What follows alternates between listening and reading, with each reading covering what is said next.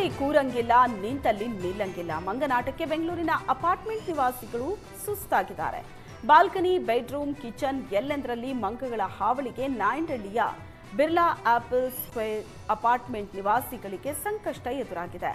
ಅಡುಗೆ ಮನೆಯಲ್ಲಿರೋ ವಸ್ತುಗಳನ್ನು ಚಲ್ಲಾಪಿಲ್ಲಿ ಮಾಡುತ್ತೆ. ನೆಟ್ ಹಾಕಿದರೆ ಹರಿದು ಒಳಗಡೆ ಬರ್ತಿದೆ. ಅರಣ್ಯ ಇಲಾಖೆ ಸಿಬ್ಬಂದಿಗೆ ಎಷ್ಟೇ ದೂರು ಕೊಟ್ಟರೂ ನೋ ಯೂಸ್.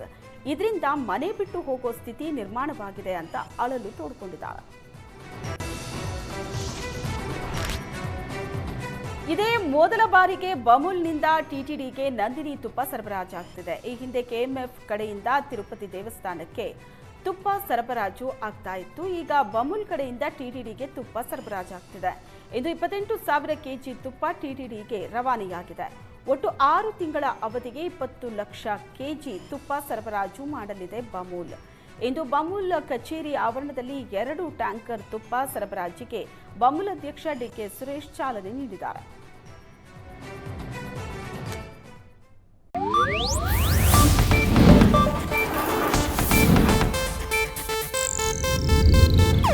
ಇದು ಏಷ್ಯಾನೆಟ್ ನ್ಯೂಸ್ ನೆಟ್ವರ್ಕ್ ಪ್ರಸ್ತುತಿ.